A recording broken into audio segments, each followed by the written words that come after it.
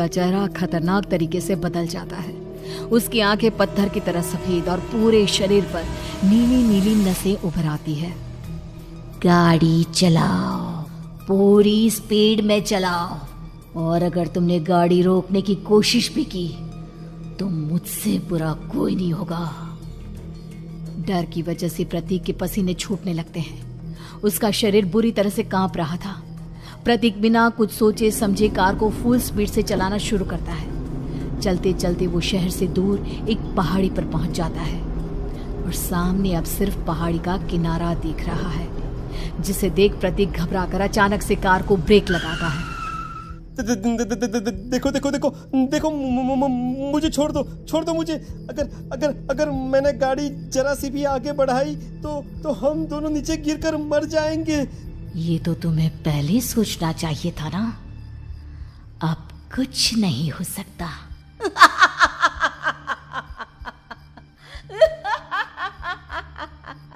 छोड़ दो मुझे। नहीं प्लीज मुझे छोड़ दो। प्लीज मुझे जाने दो। छोड़ दो मुझे। गाड़ी आगे बढ़ाओ। और तभी अचानक से बिना प्रतीक के स्टार्ट किए उनकी कार आगे बढ़ती है और गहरी खाई में गिर जाती है। उसके चीखने की आवाज एक चारों तरफ सुनाई देती है।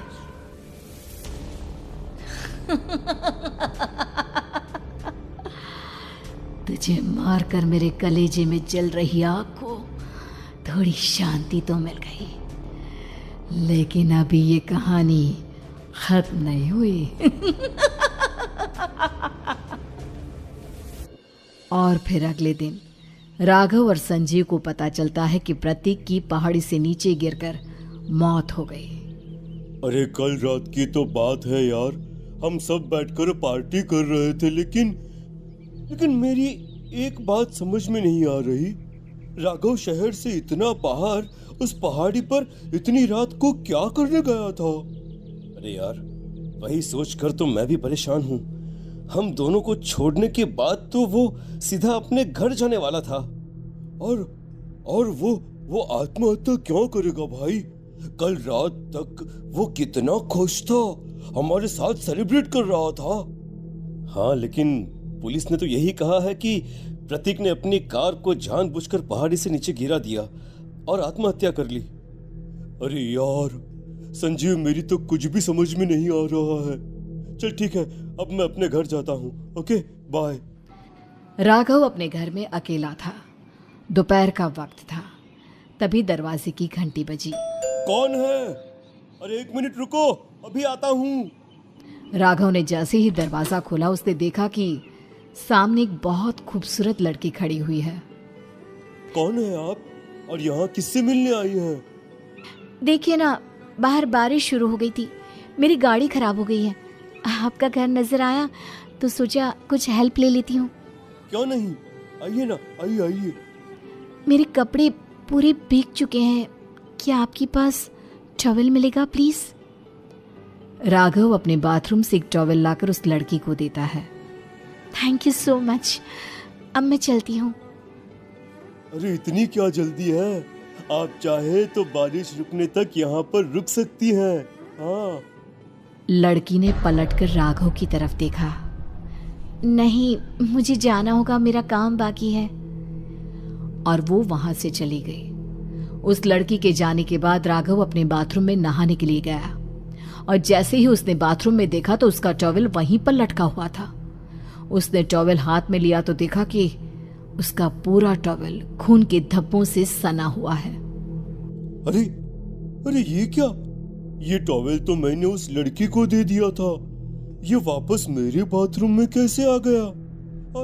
और इस पर ये खून के धब्बे कहां से आ गए?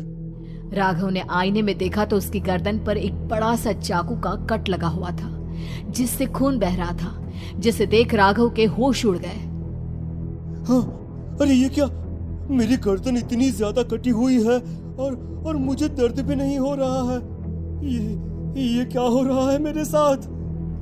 राघव घबराकर बाथरूम से बाहर आया और अपना मोबाइल उठाकर उसने संजीव को फोन लगाया। संजीव जल्दी से मेरे पास आ जाओ। मुझे लगता है कुछ बहुत बड़ी गड़बड़ है, जल्दी आ जाओ।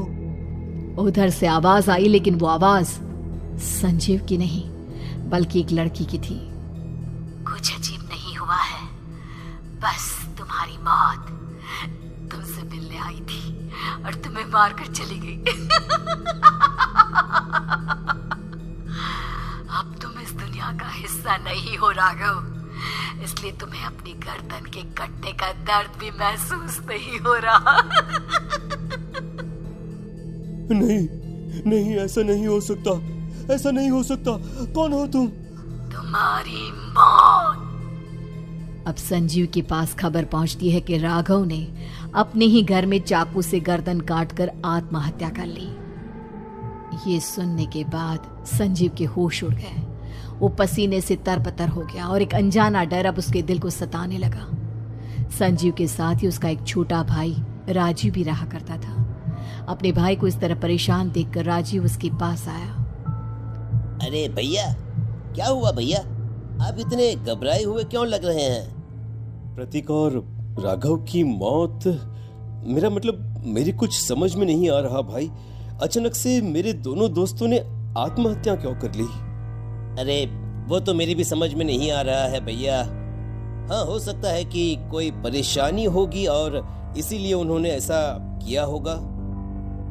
हाँ, लेकिन दोनों की जिंदगी में एक साथ परेशानी और दोनों का इतनी खतरनाक तरीके से आत्महत्या करना, कहीं कहीं ऐसा तो नहीं मैं भी मर जाऊंगा? अरे आप ऐसी बातें क्यों कर रहे हैं भैया? वैसे ही मैं इतना परेशान हूँ। जब से अंजलि ने मेरा साथ छोड़ा है तब से सब कुछ बहुत अजीब सा हो गया है। रोज रात को डरावने सपने आते हैं। ऐसा लगता है जैसे अंजलि बार बार मेरे सपनों में आकर मुझे डराने की कोशिश करती है। अंजलि का नाम सुनते ही संजीव की आंखें फट गई और उसके गले में आवाज अटक गई। उसके चेहरे पर घबराहट साफ नजर आ रही थी। कौन थी वो लड़की जिसने प्रतीक और राघव को आत्महत्या की आड़ में मौत के घाट उतार दिया? और कौन थी अंजलि जो बार बार राजीव के सपनों में आकर उसे डरा रही थी? अंजलि का नाम सुनकर संजीव इतना घबरा क्यों गया? इन सवालों के जवाब जानने के लिए देखिए इस खतरनाक कहानी का अगला भाग।